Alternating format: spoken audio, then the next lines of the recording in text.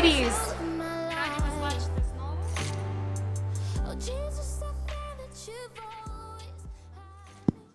Ми раді вас бачити знову. We have a special treat for you. У нас є для вас щось особливе. We had breakouts that you guys all got to go and listen to something that was specific to the season of life that you're in. Були різні семінари, куди ви могли піти і послухати те, що вам було цікаво послухати в сезон вашого життя.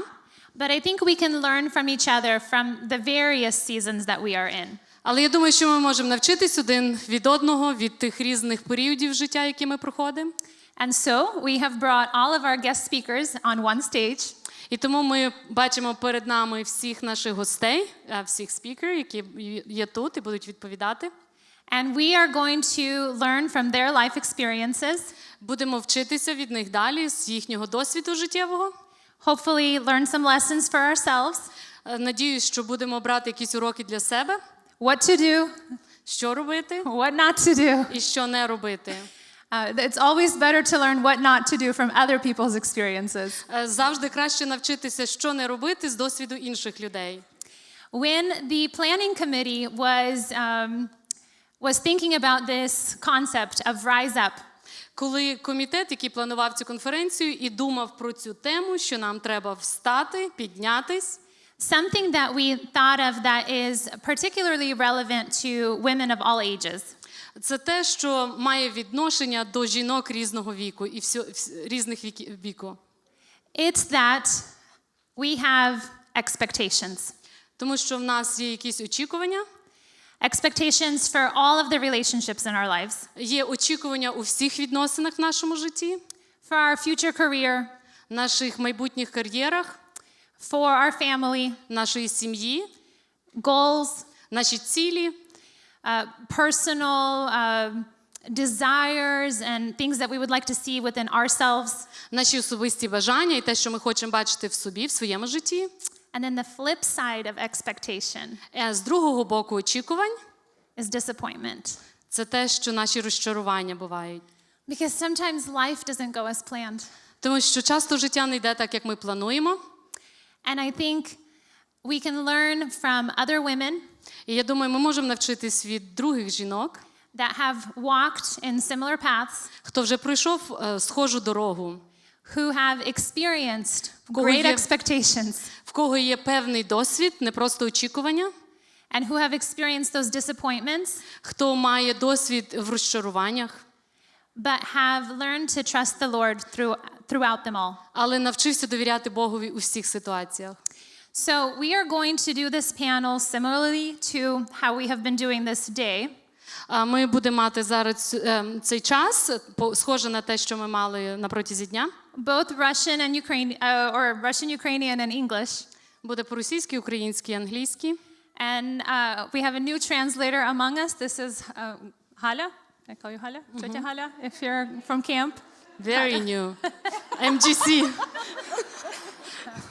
So she's subbing for us. So I am very grateful, as I'm sure all of my Ukrainian speaker or listeners are. Я рада бачити всіх, хто розуміє і розмовляє по-українськи. Дякую, що ви з нами. So I will ask some questions that are going to be general. Я буду задавати питання, які такі загальні. But these ladies have also shared bits of their life with me. Ці сестри, дівчата, жінки, вони поділилися частинкою свого життя зі мною. So I will be asking some questions that I think are relevant to at least groups of people who are here. Тому мої питання, вони будуть стосуватися до, якщо не до всіх, то до певної групи жінок, які тут є. And so I will call on you ladies, sometimes individually, sometimes it will be a general question. If someone has a burning desire to answer something and I did not specifically call on you, remember grade school. You can raise your hand, you can jump in. We're all friends. So long as it doesn't look like The View and we're not all arguing with each other, we're good.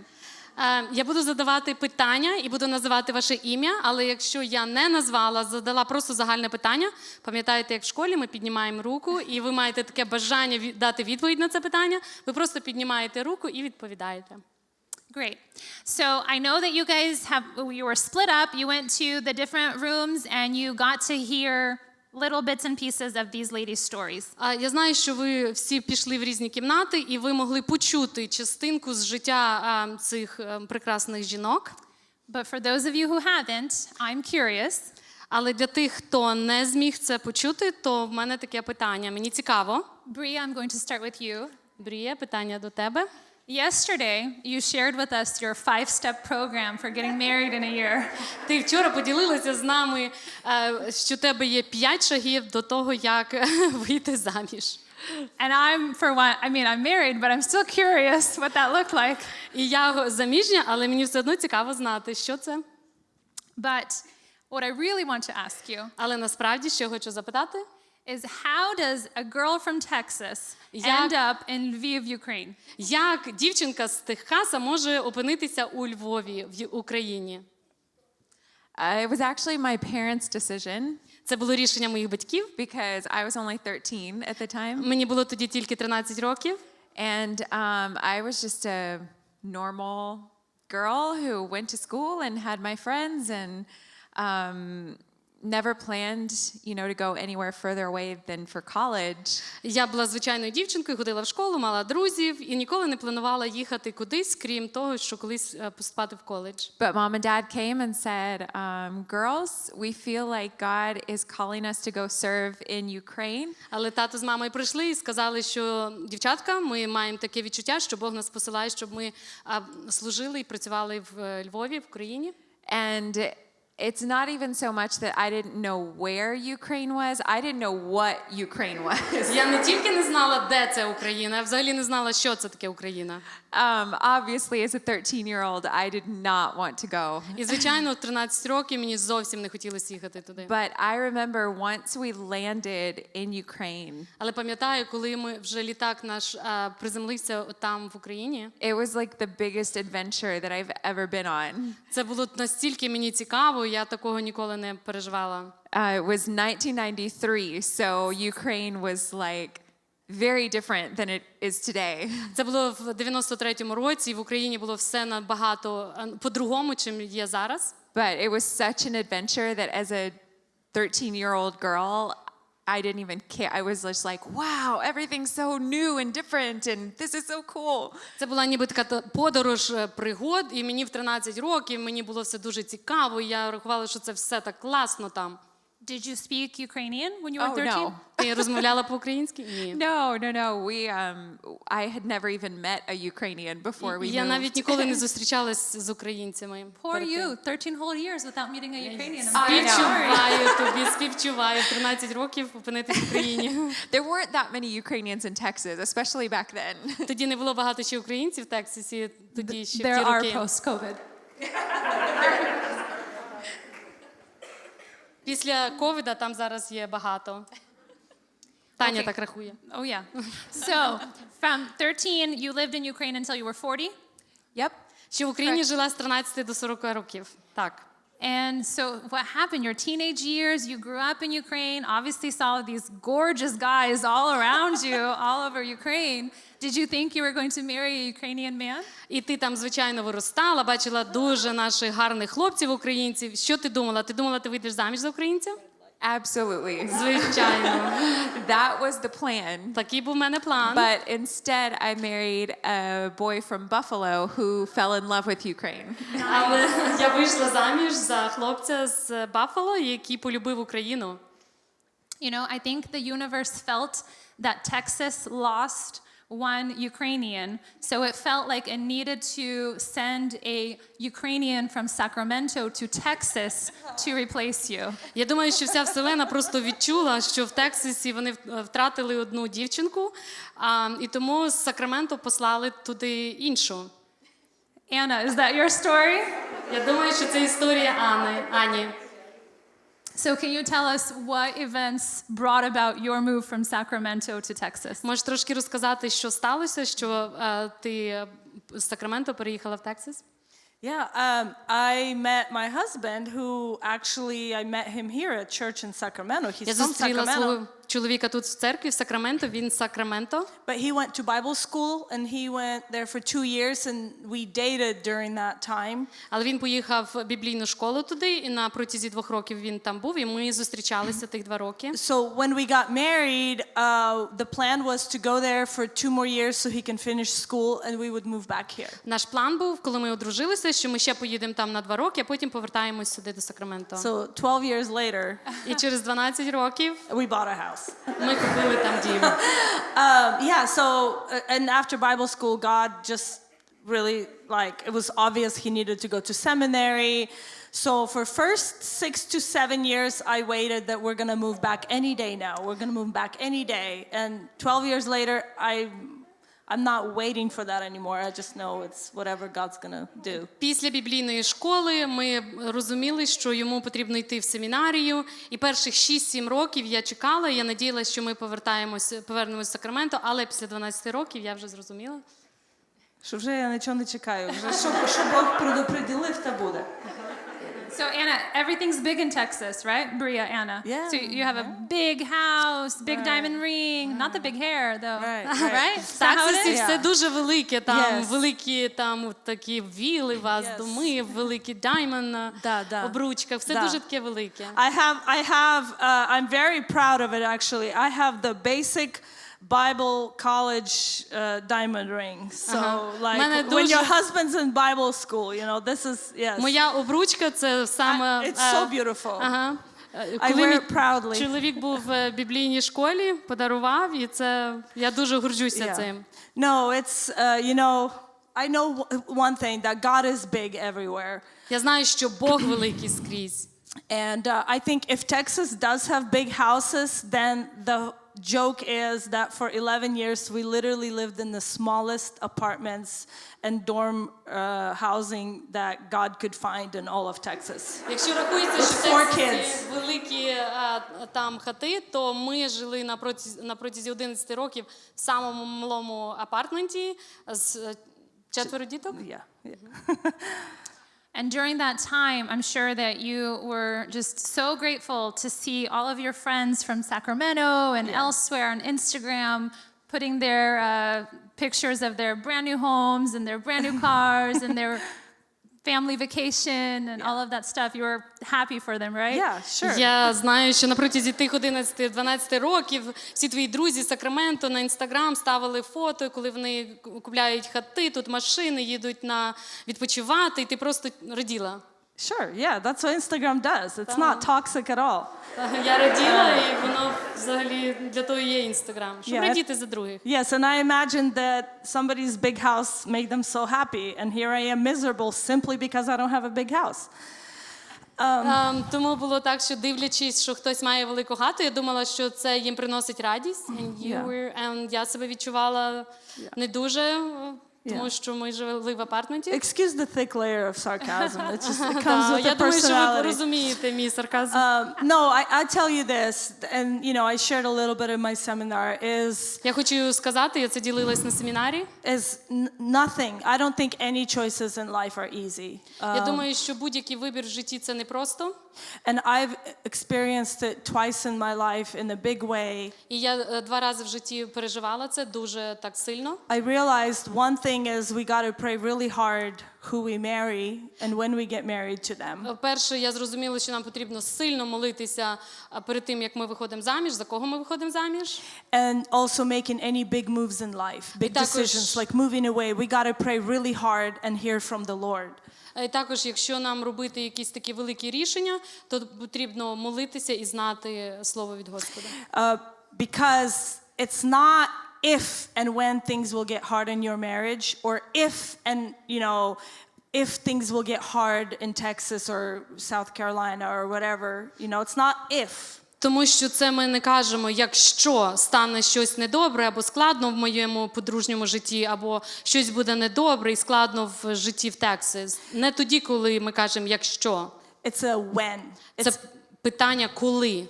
it will always get hard in the marriage. There will be days when you don't understand each other maybe, or it'll be hard and lonely in Texas like it was for me for a very long time. Тому що в подружньому житті буде час, коли ви не будемо розуміти один одного, коли буде складності якісь. Так само будете відчувати себе одиноко, коли ви знаходитесь в Тексасі. Це буде. And I'm here to say the only way we get through that, and the only way I got through it is by knowing that God put me here.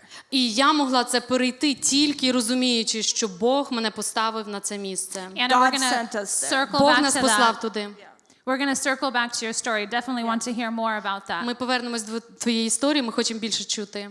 But I think there are some commonalities with Vala's story as well. Але є щось спільного з історією Валі. She found herself not in Texas, but in Mexico. Вона опинилася не в Тексасі, а в Мексиці. And not in a 5-star resort, as І, I'm told. звичайно, відпочивала не в резорті на 5 зірок.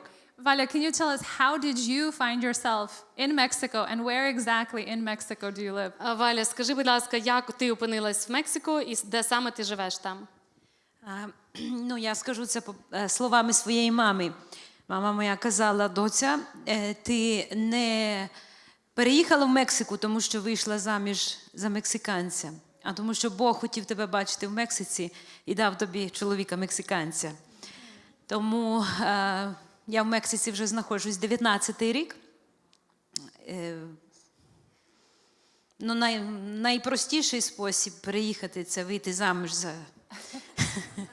за жителя тої країни. Коли ми познайомилися з моїм чоловіком, як я його питаю: звідки ти? А він мені каже: Канкун. Я кажу: вибач за моє незнання, що таке Канкун? І він мені почав розказувати: ну, це там на Саус, Іст, з Мексики. І ну, для мене то взагалі нічого не сказало. Так що ми живемо в Канкуні, в іншому Канкуні. Далеко, ну, недалеко, досяжно, але в звичайному місті Канкун, серед звичайних мексиканців, вже 19-й рік. 19 years. Valia, we're just going to take 1 second. Ladies in the audience, if you do not understand what Valia is saying, or maybe when Ola speaks in Russian, can you please raise your hand so we know if we need to translate into English? Oh, yes, we do. Thank you, Jessica. Okay, yes. Oh, no, that's me. Oh, pressure's on. Okay. Valia has been living in Mexico for 19 years. So she married her husband, or when she got to know her husband, she asked where he was from, and he said Cancun. So she said, I don't know where that is on a map. I'm not so good in geography. And he said, oh, it's just somewhere in the east. So she lives in Cancun, but it's not the Cancun. It's not the strip that we are used to. It is a different Cancun. Is it truly called Cancun, or is it? It is Cancun.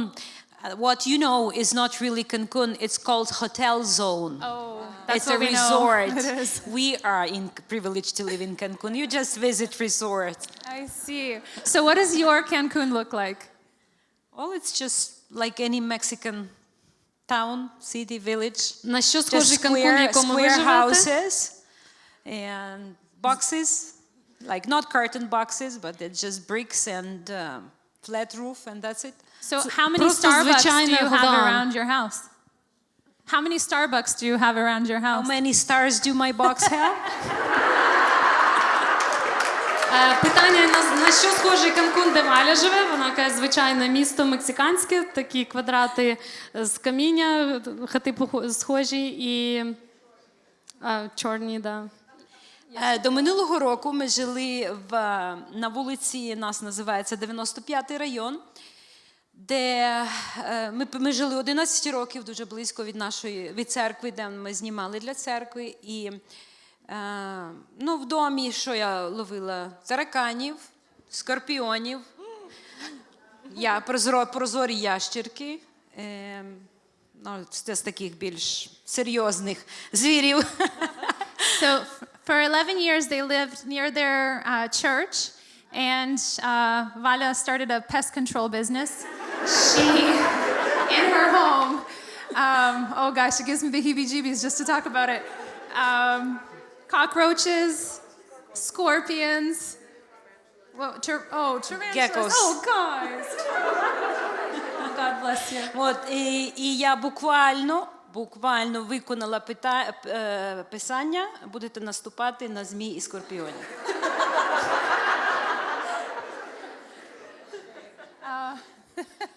Okay. You got it. Oh, nice. God bless you. For many reasons. Yes. Vala, I am curious.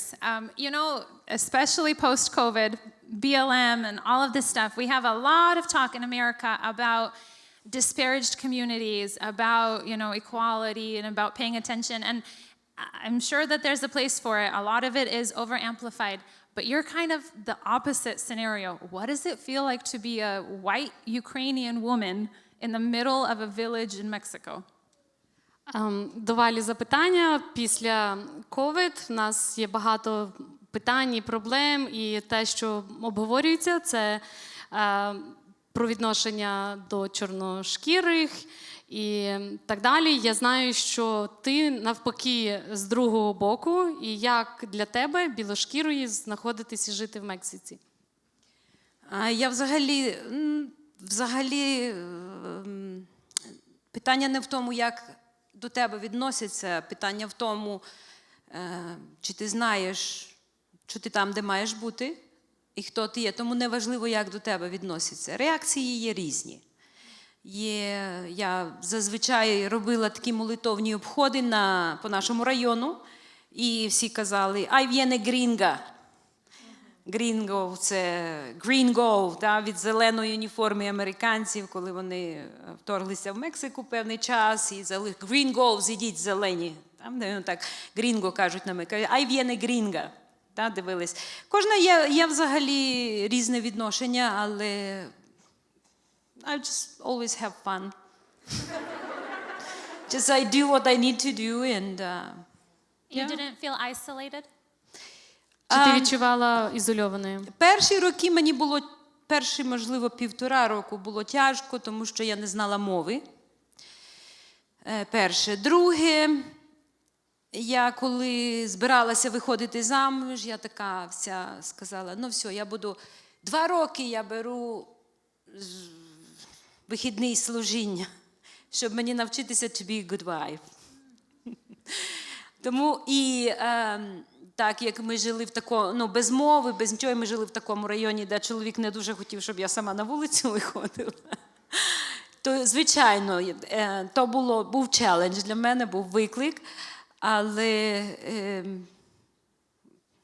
не знаю, я кажу своєму чоловіку, ну все, я тобі на все життя наварила борщів, тому що я 3 рази в день, в мене був гарячий сніданок, гарячий обід, гарячий... Та я на все життя наперед наварила, тому зараз в нас немає проблеми з їжею, чи наварено, чи не варено. Okay, so this is how it works. For 2 years, you have to cook 3 hot meals and then you're done? Що за 2 роки 3 рази в день зготовив гарячу їжу і вже Are you guys writing this down? записуйте. З моїм чоловіком it worked because he was praying for the wife who would share the ministry with him. He said, I didn't need the housewife, the cook, the cleaning. I wanted a partner in ministry. Мій чоловік молився, щоб дружина була не просто домохазяйка, а той, хто буде партнером і помічником в служінні. Тому no complaints То and no returns. No return policy. не можна це відмінити. That's a perfect segue. We also have a wife of a minister with us. Ola has been sharing so much already. І в нас далі є дружина служителя, і Оля вже багато ділилася з нами.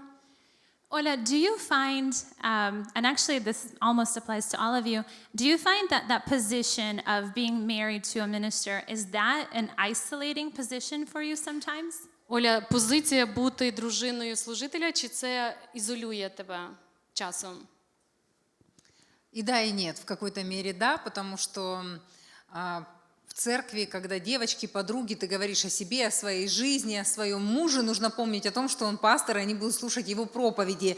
Не обязательно плохое что-то говорить, даже хорошее, просто оно личное. Поэтому думаю, что здесь нужна мудрость, но, наверное, мне помогало то, что я выросла в семье служителя, и моя мама, жена пастора, и я ни в коей мере никогда не считала, мои родители так себя не вели, не считаю, что служители выше, чем другие люди, но в здоровом смысле какая-то дистанция нужна, потому что это не обо мне и не о том, что я хочу трещать и рассказывать, где он носки бросает, а это о том, что я могу кого-то споткнуть, кто будет слушать его слово, его проповедь и так далее. Поэтому, но выход всегда есть, потому что сестринство работает на всех уровнях, и есть поддержка там со стороны мамы, сестер или других жен служителей, с которыми можно поговорить на разные темы. That's beautiful. So Ola already gave me permission to dive deep, and our Оля time мені is дозволила limited. запитати глибше питання. So, and actually most of these ladies have told me that nothing is off limits. І взагалі кожна з них, вони сказали, що можна запитувати, немає ніяких обмежень. So I'm going to ask a few questions, and honestly, if you guys have questions towards the end, we can even pass the mic and you can ask these ladies as well. Я буду запитувати питання, і якщо хтось з вас має запитання, ви також можете в кінці задавати. I know what the right answer is, Ola. Я знаю правильну відповідь на це питання, But I also am married to, my husband is in ministry. але я також заміжня, і мій чоловік також в служінні. But that doesn't stop the expectations Але це не зупиняє якісь очікування of myself or of him. від мене або від нього. How do you deal with disappointment? And I'm not talking about the not putting the socks in the hamper or not throwing the trash out. Я хочу запитати, як ти справляєшся з розчаруваннями, і я не маю на увазі, коли він носки не положить туди, куди треба. Or trash, that's a really Або important one. дуже важливо, або не винесе сміття. I mean, hypothetically speaking, after 17 years of marriage, you really should be able to tell when the trash is full and when you should take it out. Я думаю, що вже бути в подружньому житті 17 років, то вже повинен чоловік знати, коли смітник вже повний, вже його треба виносити. Hypothetically speaking. Ну, це так. Yeah. But we all have some kind of expectations. Але ми всі маємо якісь очікування. Is there anything from your marriage, any expectations that you had of your husband that brought disappointments? Чи є якісь очікування, які ти мала від свого чоловіка, і вони принесли розчарування тобі? And how did you deal with І those? як ти з цим справилась? Ну, во-первых, про носки до сих пор, но все зависит от моего подхода. Все меняется, когда женщина понимает, что она не мамка и не ее цель перевоспитать своего мужа, а просто нужно найти в этом позитивные стороны. Если нет возможности времени на пробежки выходить, лишний раз наклониться или вниз или вверх, это хорошее упражнение держать свое тело в форме. Поэтому мне кажется, вместо того, чтобы выяснять какие-то отношения, лучше просто мне проще вот так сказать, что я это делаю. Ожидания, да, я себе напоминаю о том, что у него тоже есть и были какие-то ожидания, которые с его стороны не восполнились, но то, что спасает нас, мы оба поженились, когда мы были достаточно взрослыми, ну я так считаю, в 26 лет, но мы были самостоятельны, я с 18 лет жила отдельно, не с родителями, мы были взрослые, мы были самостоятельны, и мне нужно было осознанно подходить к тому, чтобы напоминать себе, я же замужем, нужно сказать или спросить, я была очень самостоятельная, я пошла, он такой, ты куда? Я говорю, я по делам, в смысле по делам, по каким делам? Ну мне там надо что-то купить, а что тебе надо купить? А за сколько? Я такая, в смысле? Ну я в курсе, какой у нас бюджет, я разберусь сама. Вот, поэтому мне нужно было вот этим вещам как бы учиться. Но что касается ожиданий, просто нас... Так, мне отключают, наверное, лимит, у меня времени. Нас спасает то, что мы много разговариваем. Очень много разговариваем. Наверное, в первый год у меня были какие-то, ну это же очевидно, ну мужчина же должен, вот эти мои картины. А потом, когда мы начали разговаривать, мы очень много разговариваем, мы с детьми очень много разговариваем. Это то, что нас спасает. Я могу ярко, красиво, красочно или как-то рассказать, но я говорю все, что я думаю, все, чего я ожидаю. Он в ответ мне говорит. Поэтому мы договариваемся, мы где-то сходимся в чем-то. И я понимаю, уже там прошли годы, что ему подходит, что мне подходит, на чем мы можем остановиться. И какие-то вещи, которые в моем консервативном понимании, я выросла в семье, папа вел себя так, мама иначе. Но в какой-то момент я поняла, что я не мама. У меня характер не такой, как у мамы. Может быть, поэтому мой муж по-другому себя ведет. И я просто отказалась от каких-то своих вот идей, как должно быть или как я бы хотела. Потом, ну хорошо, у нас так не получится, а почему бы не так? Например, вот не он меня на свидание приглашает, а я его. Ну какая разница, кто кого? Если мне важен результат, мы проводим время вдвоем, я могу надуться, сидеть, обижаться, так он меня уже 2 месяца не приглашал на свидание. А могу быстренько посмотреть расписание, а ты что, баба Гром, а что, я себя не уважаю? Ну ничего, я даже цветы сама себе могу купить, и ничего страшного. Мне цветы нужны или что? Мне нужно внимание. Ну а твой муж по-другому внимание проявляет. Главное, чтобы проявлял. А если тебе именно цветы нужны, ну пойди и купи, и все. Просто как-то, мне кажется, проще смотреть на эти вещи. Okay, so practically, how do you have that conversation? So if your husband has disappointed you in something, how do you get over yourself, over your hurt, your this demeanor, and how do you approach him for that conversation? Практично, коли чоловік розчарував, як практично ти звертаєшся до нього, і як ти перемагаєш свою обіду, і от всі ці свої недобрі Всегда почуття? по-разному. Если ситуация произошла в гостях, и у меня закипает, я пишу текст-месседж, дома поговорим. Или не поднимай эту тему. Вот. А если у него телефон перевернут, я под столом ему по ноге, типа, Оля. или говорю, там пишут что-то, посмотри. Вот, ну, потому что много групп, знаете, чтобы он посмотрел, типа, тему закрыл. Вот, ну, когда какая возможность есть. Иногда я думаю, нет. Ola, I tried that once, and it was at his mom's house. I kicked him, and he turned around and he said, "Sure." Да. I said nothing, but you kicked me. I'm like, get the hint. У меня так тоже один раз было, и ну, была компания очень комфортная, близкие люди. Я сказала, я тебя толкнула под столом, потому что мне не понравилось то, что ты сказала обо мне. Поэтому... Honesty. Но всегда по-разному. Я понимаю, что многие вещи, которые меня цепляют, я стараюсь сама увидеть, почему. Или у меня время месяца неправильное. Я стараюсь, правда, себя анализировать, объективно это или нет. И думаю, так, не стоит это того. А стараюсь всегда отсрочить. Например, думаю, так, ну, завтра воскресенье, лучше этот разговор не поднимать, ему проповедовать, в понедельник поговорим. До понедельника обычно проходит. Вот. Стараюсь, ну, как бы сразу сильно дать себе время остыть. Вот. Иногда нужно какой-то серьезный разговор. Иногда говорю, пойдем прогуляемся вдвоем. Иногда бывает на ходу, иногда просто вот он видит, говорит, ты чем-то расстроена? Нет, все нормально. Но я же вижу расстроена. Я не хочу об этом говорить.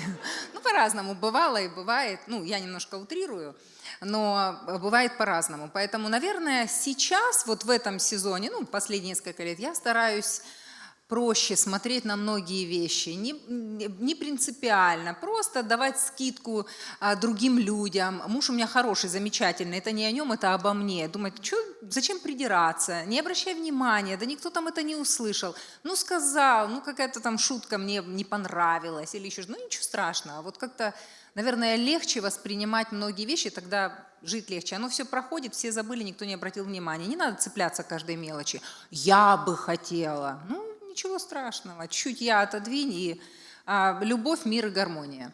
Okay, so... Дороже, чем правота. Чем правота. Учусь. And my husband's mom is in the audience, so...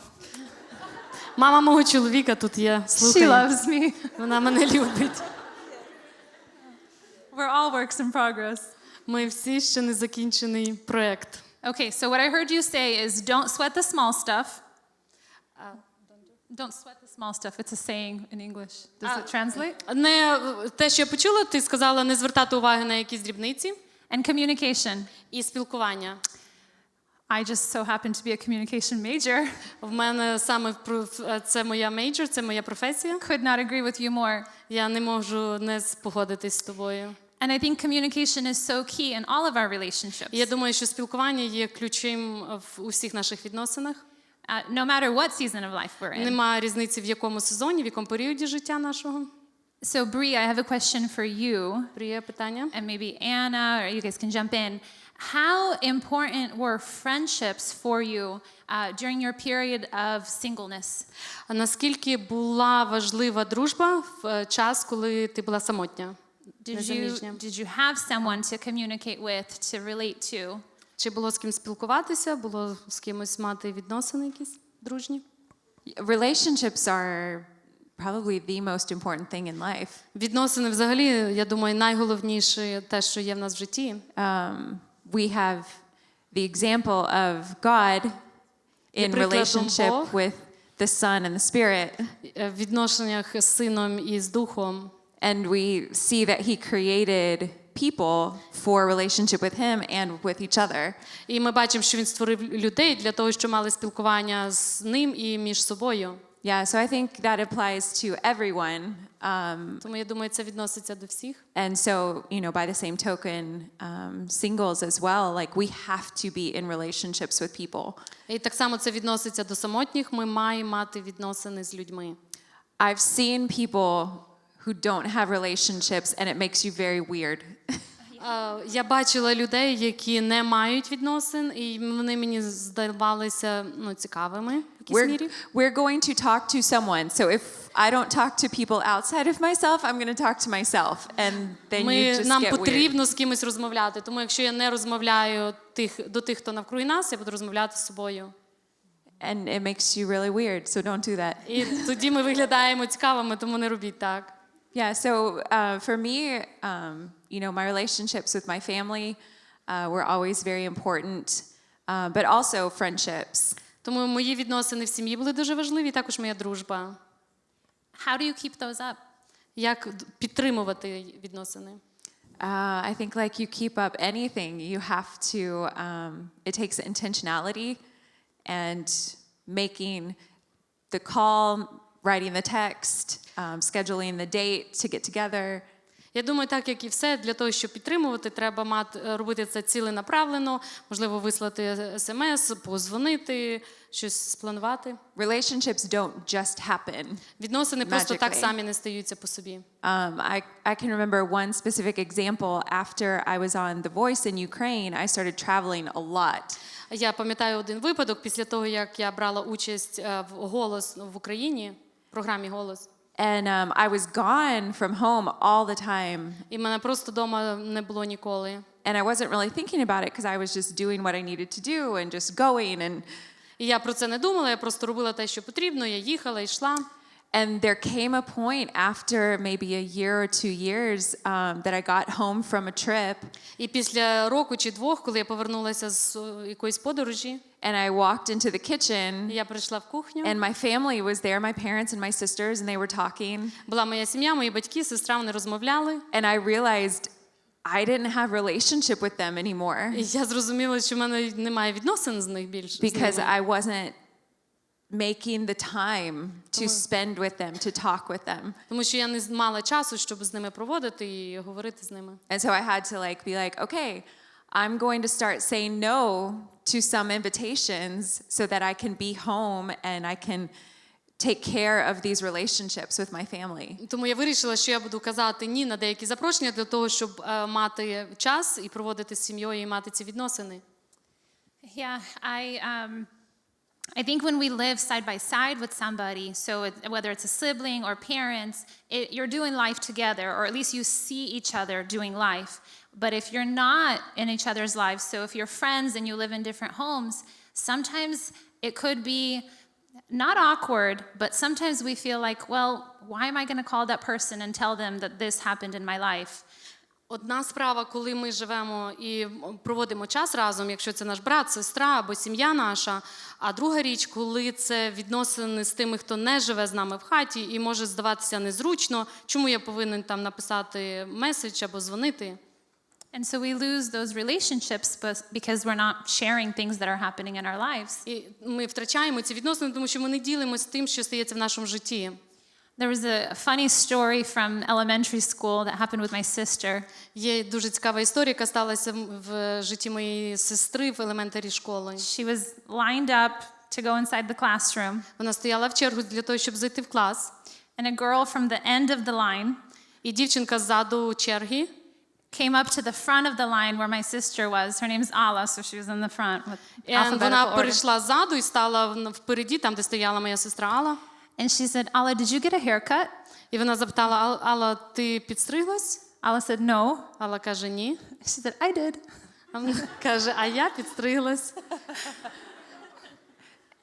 Sometimes you just have to tell somebody, Нам часом просто треба щось сказати комусь. right? Anna, you feel me on this one. I heard from people who attended your breakout Я чула від людей, які були на твоєму семінарі, that when you were living in Texas, because you thought it was temporary, коли ти жила в Тексасі, думала, що це тимчасово, you didn't invest yourself as you would otherwise have. ти не вкладала себе настільки, наскільки ти би робила це, якби знала, що це не тимчасово. To form relationships. Для того, щоб збудувати якісь відносини. How did you survive without relationships? Як ти взагалі могла існувати без відносин? I wonder, чи мені перейти на українську, щоб... Я постараюсь. No, you can do English. There's plenty of girls here who prefer English, so it's fine. Okay. So I would say it was very hard without relationships because, like the deep ones, because I am social and I love people and I love my friends. Було дуже непросто без таких відносин глибоких, тому що я дуже люблю спілкування і люблю людей. Also, another thing I want to underline is seasons. There is a season to plant and a season to reap. І я також хочу ще підкреслити, що є сезон або час для того, щоб сіяти, і час жати. I really do believe that we can always sow into relationship, old ones and new ones. You know, in order to reap, every year we got to collect fruit from a tree. We have to, you know, prune it, І я вірю, що water it. завжди є час і можливість, щоб посіяти в нові відносини і в ті, що ми маємо, тому що ми, якщо хочемо збирати плоди, то потрібно посіяти. So how I survived in Texas the first 6 to 8 years that were very lonely is off of my old friendships. І як я могла проіснувати 6-8 років там, в Тексасі, це завдяки того, що в мене були друзі і мої відносини з попереднього, може. Yes. I got married at 27. Мені було 27, коли я вийшла заміж. And I was very blessed to have just a very rich social life before I got married. І перед тим, як я вийшла заміж, в мене було дуже таке насичене життя в спілкуванні і в And житті. I got an honor to plant into a lot of friendships. І я мала таку честь для того, щоб посіяти в багато дружелюбних таких відносин. So I reaped from those trees during my very lonely years. І тому я просто збирала плоди або пожинала на протязі тих років самотності, And які to були. be fair, the lonely years is not because I didn't want friends. І бути чесно сказати, і були ці роки самотності не тому, що я не хотіла мати друзів.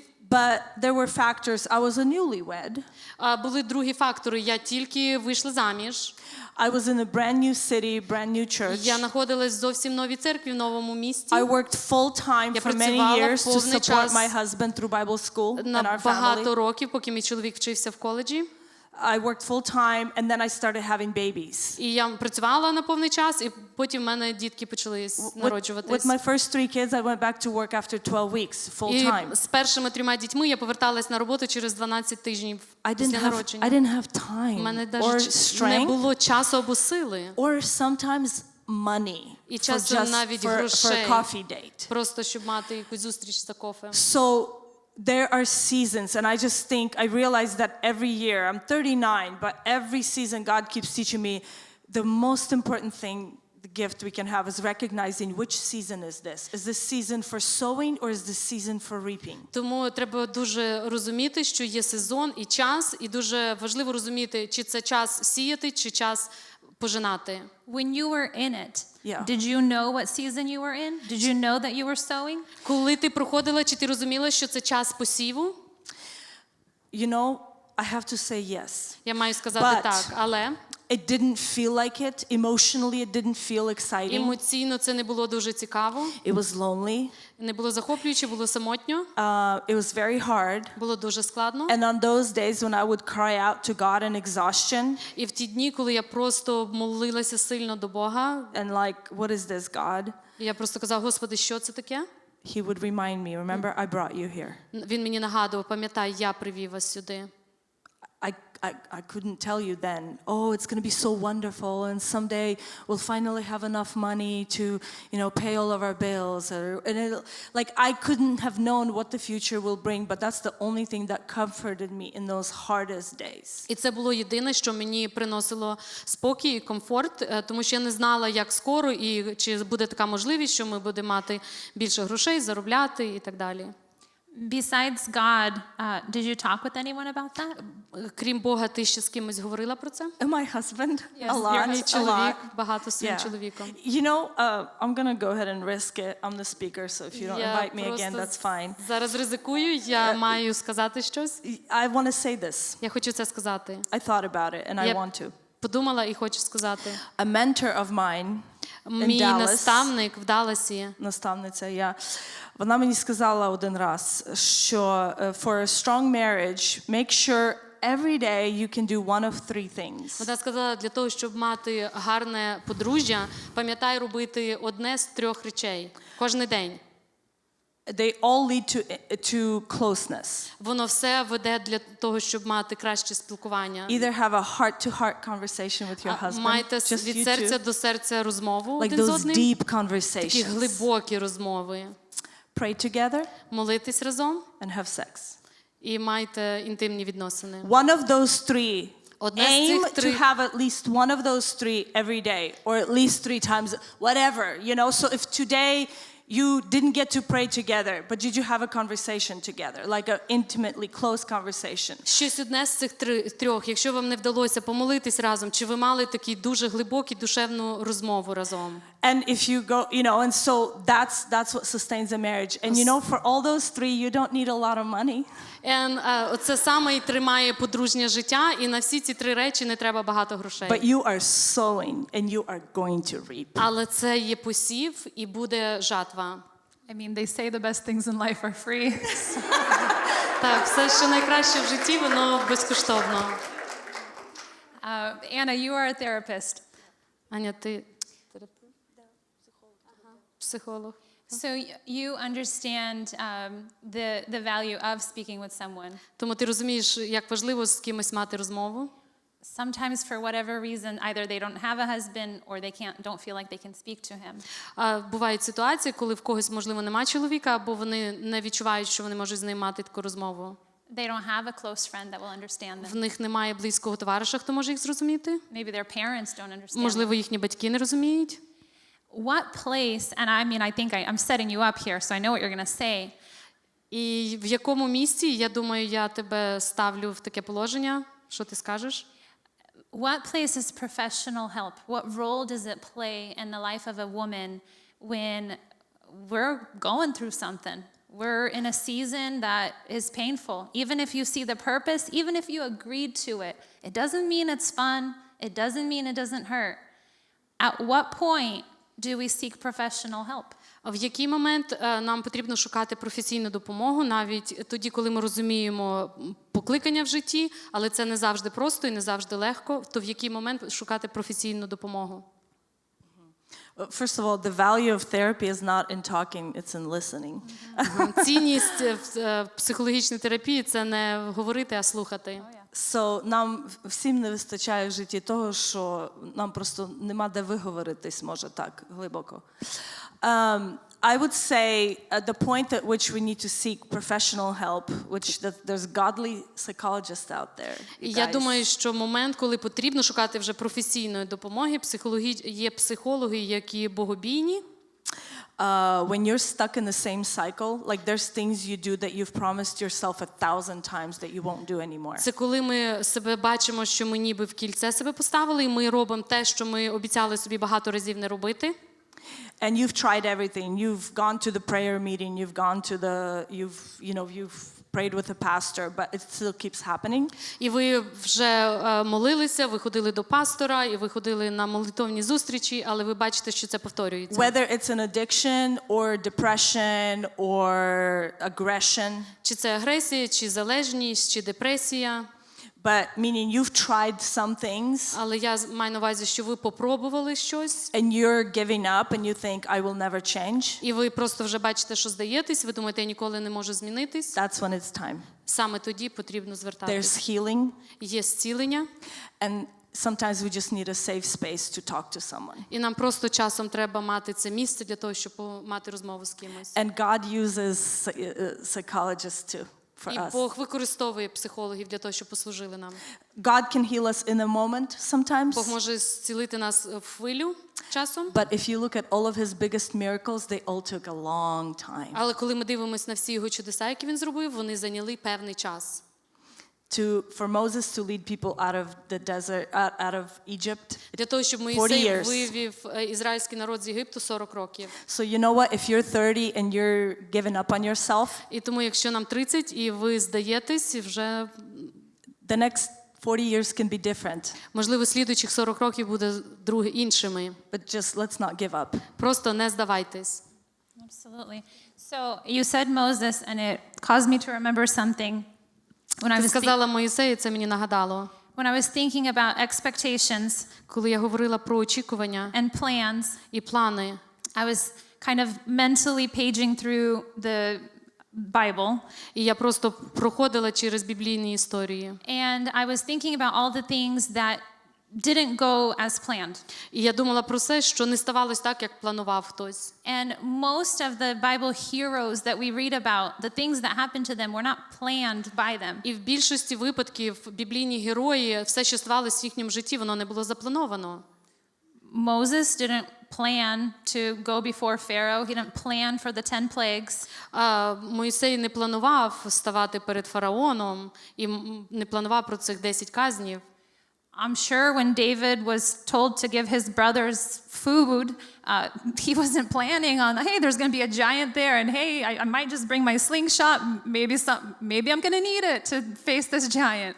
І коли Давид йшов провідати своїх братів, він не планував, він не думав, може мені там прийдеться зустрітись з Голіафом, то візьму свою рогатку і каміння. But there is someone who planned. Але хтось є, хто планує. And that guy did the exact opposite of what God told him to do. Але є один, хто спланував, і він зробив все навпаки, те, що йому Бог сказав. He planned Він спланував to get in a boat, сісти на корабль, to go on the opposite side of Nineveh, піти на другу сторону Ниневії. except his plan Тільки його план left him in the belly of a whale. залишив його, і він був в порожнині кита. So what should we do in life? Do we make plans? Do we set low expectations so that we're not disappointed?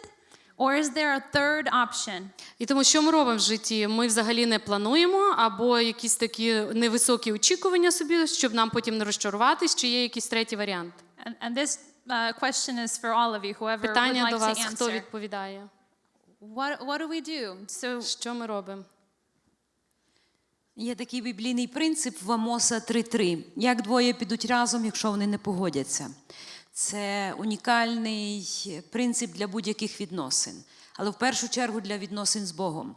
Якщо ми хочемо йти з Богом, ми повинні з Богом погодитися. І, звичайно, pогодитись is agree? to agree. Okay. А якщо ми погоджуємося з Богом, це, звичайно, на Його умовах. Тоді всі плани, які ми складаємо з Богом, вони будуть нашою співпрацею з Богом, а не працею проти Бога. Біблійний принцип каже, що Бог противиться гордим, а смиренним дає благодать. Благодать – це Божа співпраця, коли ми робимо свою частину, яку ми можемо, готовимо коня, а Він дає перемогу в день битви. Тому ми складаємо плани співпрацювати з Богом. Коли ми і Христос каже, якщо ви перебудете в мені, і моє слово у вас перебуде, то що не попросите в ім'я моє, те вам буде. Тому плани ми обов'язково повинні складати, але наші плани повинні бути відповідно планам Божим. Він каже, я знаю плани, які я маю щодо вас, плани на добро, плани на збудування і плани на життя. Тому якщо я буду планувати, як Йона, щось зробити проти Божої волі, звичайно, я закінчу в найкращому випадку в рибі, яка мене виблюне на берег. А якщо я буду планувати з Богом, співпрацювати з Богом, сказав один з моїх улюблених віршів, коли Бог сказав Аврааму: «Ходи зі мною і будь досконалий». Коли ми ходимо з Богом, приходить до нас досконалість Божа. Це називається жити під крилом Всевишнього. Тому, звичайно, планувати, але планувати разом з Богом. Yeah, I hear you. Я погоджуюсь. And I think you're absolutely right. Це все правильно сказано. But, you know, when you're 15 years old and you're thinking about your future, what that's going to look like, І коли вам 15 років, ви думаєте про своє майбутнє, who you should be friends with, з ким дружити, maybe a little bit older, where you should go to college, можливо, старшими, куди йти в коледж вчитись, what you should major in, яку вибрати професію, who you should date, з ким зустрічатися, when you get married, how many children to have, коли одружуєтесь, скільки мати дітей, if you should work or if you should stay at home, працювати чи бути вдома. and so on and so on. І продовжу такий список. And there isn't anywhere in the Bible that tells you the answers for those І нема things. в Біблії відповідь на це питання. I know, because when I was 15, I checked, Коли мені було 15, я все це провірила. and it's not there. І там немає відповіді. And of course we plan, І, звичайно, ми плануємо. but there comes a day where your expectations don't meet reality. Але приходить день, і наші очікування, вони просто не співпадають з реальністю. And as women, I think that we just have like extra feelings. І як жінки ми маємо ці такі ще додаткові почуття.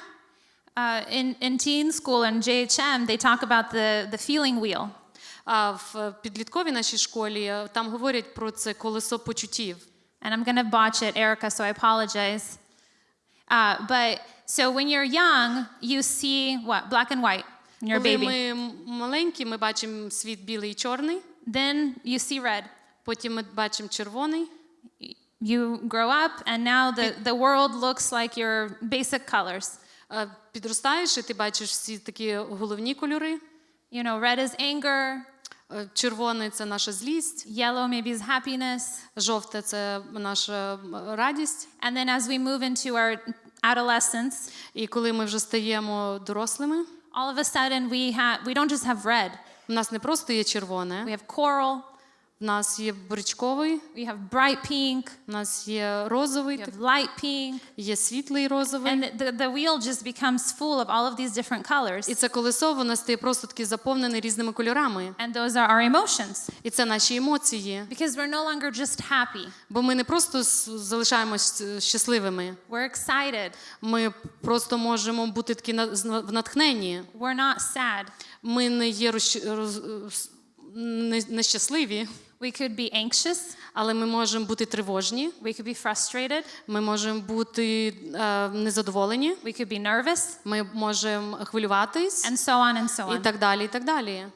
And so when something in life happens, І тоді, коли щось стається в житті, and Valia, you gave me permission to ask this, і Валя, ти дозволила запитати мене це. such as planning to have children, Така річ, як планували мати діток, but that doesn't happen. але не сталося так. It's what you and your husband wanted, Це те, що ви з своїм чоловіком хотіли, but for some reason that's not what God planned for you. але по якійсь причині це не те, що Бог має в планах. What do you do with all those emotions? Що тоді робити з своїми емоціями? And how do you find joy? І як знайти радість? Така радість знаходиться поза моментами того, що Бог дав чи не дав. Дивись, колись, як я молилася за чоловіка, і в українській культурі, до 30 років я жила в Україні, була старою дівою по нашим українським міркам. І, звичайно, проходиш дуже багато приниження. Тому що у кожного є свій шаблон. Мій тато дуже почав після 25 моїх переживати. Що мамі, що там у Валі є якісь новини. І дуже щиро переживав, мене ніколи не питав, щоб мене не ранити. Але... І я пам'ятаю, вже туди, ближче до 30, мене дуже коментар один задів, такий наших дорогих віруючих, люблячих сестер. Люблячий коментар, такий глибокий аналіз. Коли на тебе ставлять такий хрестик, ніби ти вже інвалід, бо ти не замужем в такому віці. І я пам'ятаю, прийшла тоді додому і лягла перед Богом на своє обличчя і сказала: Господь, ти мій чоловік. І я в цей момент приймаю рішення. Якщо твоя воля, щоб я була одна, я готова, приймаю. І в той момент Господь проговорив до мого серця одну істину, яка наповнила мене радістю. І Він сказав мені: коли ти будеш бажати Бога більше, ніж бажаєш чоловіка, тоді тобі завжди не буде в твоєму житті неповноти ніколи. Коли ми з Люїсом планували вже наше подружнє життя, ми вибрали імена для наших дітей, ми вже прям спланували, скільки в нас буде хлопчиків, скільки дівчаток, і по іменах, і там по-мексиканськи ще ж по два імені вибирали, і прям все письмово ми записали. Ось, і коли ми одружилися, і дітей в нас не було, проходив час, ми зробили всі медичні дослідження, і зрозуміли, що по людських мірках дітей у нас не буде, ми сказали: добре, Господь, хай буде твоя воля. Ми спочатку подивились на один варіант, дослідили різні медичні варіанти, більшість з яких практично по християнських мірках ми не поважали за відповідні Божим принципам. Ось, і тому ми сказали: Господь, ми будемо насолоджуватися життям і процесом. Якщо ти нам даси дітей, ми будемо раді. Якщо не даси дітей, ми будемо є куди вкладати своє життя. І є такий біблійний принцип, який просліджується через всю Біблію практично. Його говорили: наш Господь сильний, не допустити нас в ту піч. Да знай ти, царю, що нам нема потреби тобі відповідати, наш Господь сильний, він нас може, якщо і він навіть і нас поведе в піч, ми все рівно перед тобою не схилимося. Є ще один біблійний принцип, це принцип це моя теологія, принцип різноступеневої святості. Hold on, because I don't understand that, and I don't think I'm the only one. Різно ступи something. Ступеневий. Different levels of holiness.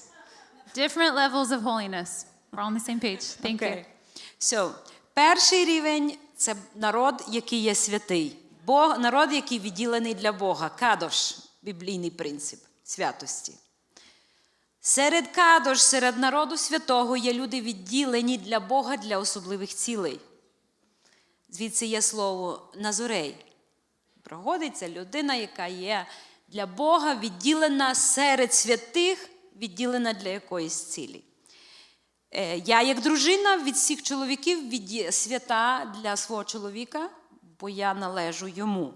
Я свята для свого чоловіка. Але якщо ми беремо для народу, є кожен із нас, якась в нього є своя місія ще святості. Ми для чогось відділені Богом.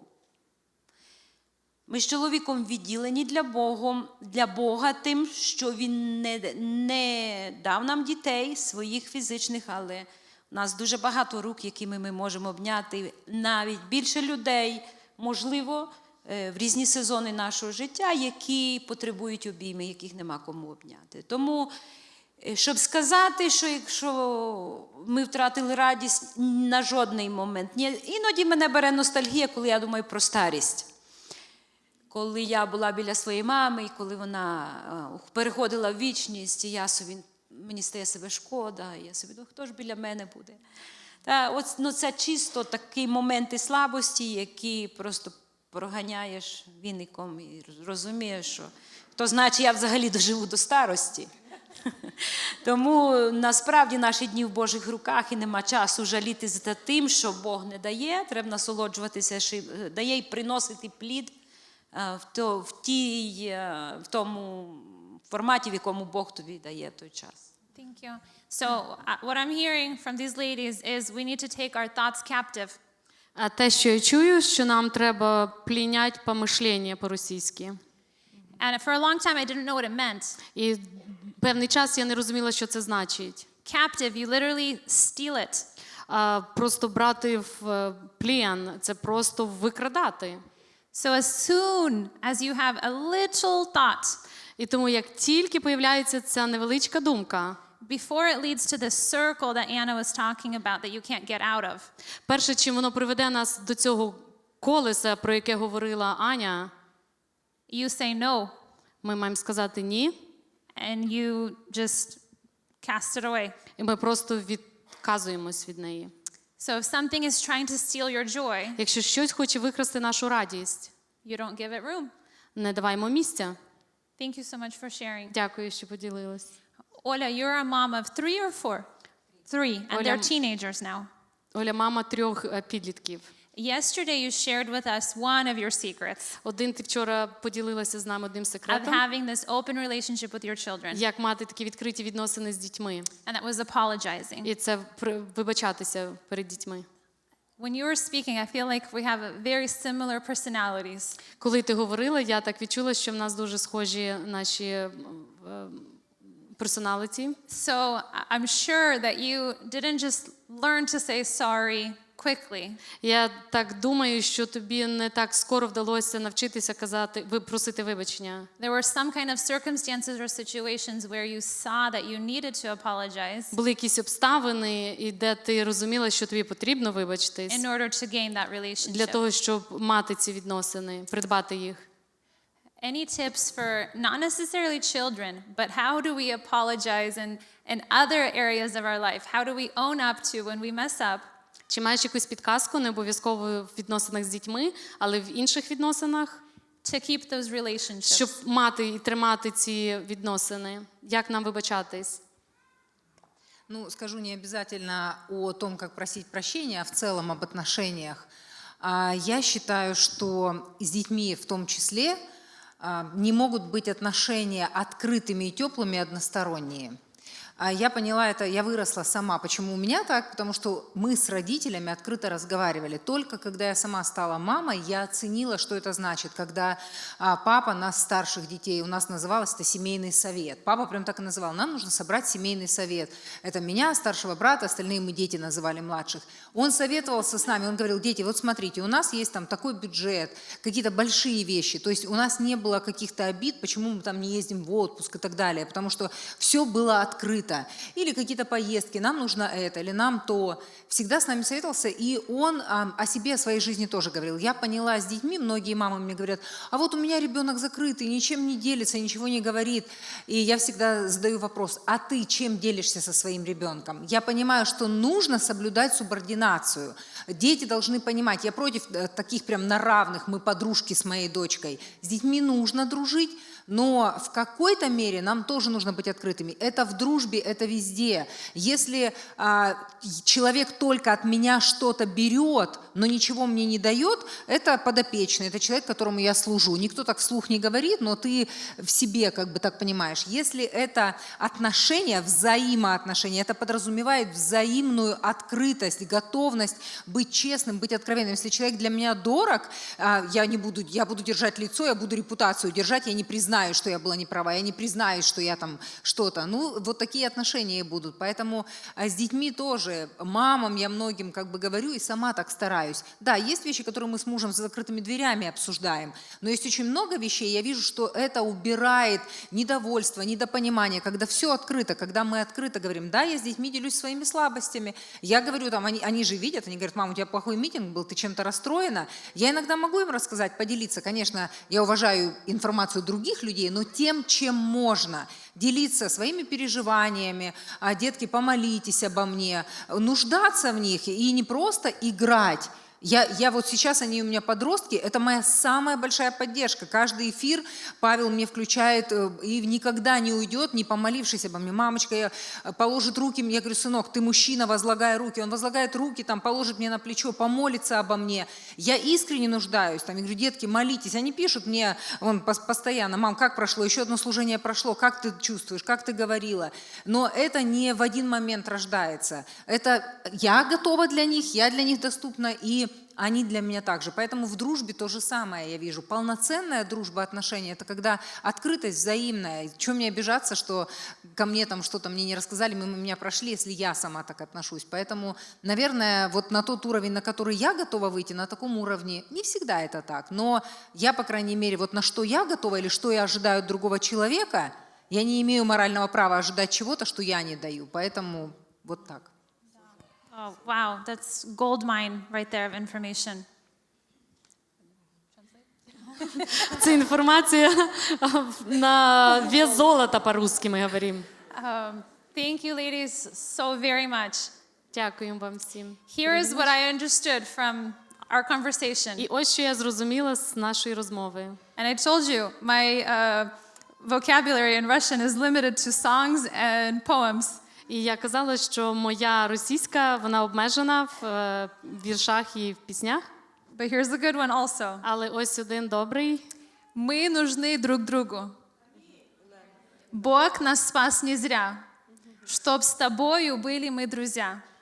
Так давай служить теперь ты мне, а я тебе, чтоб Царство Божье было на земле. Can I get an amen? Can we thank these ladies, please?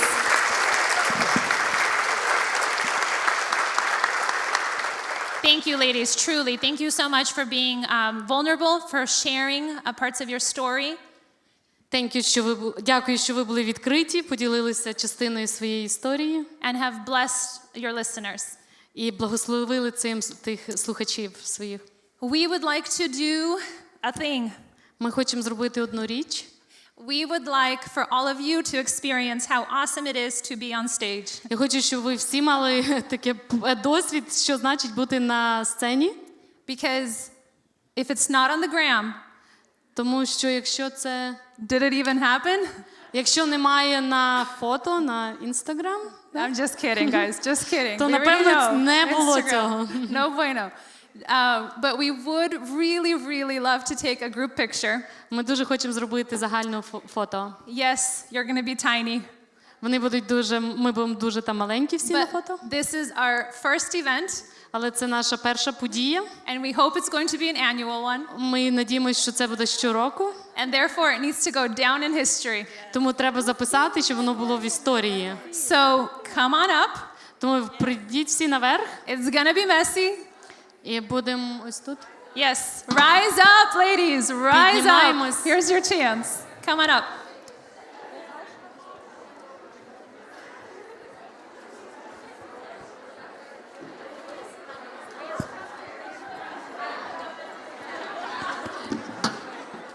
Thank you, ladies. Thank you, Chitana. Thank you.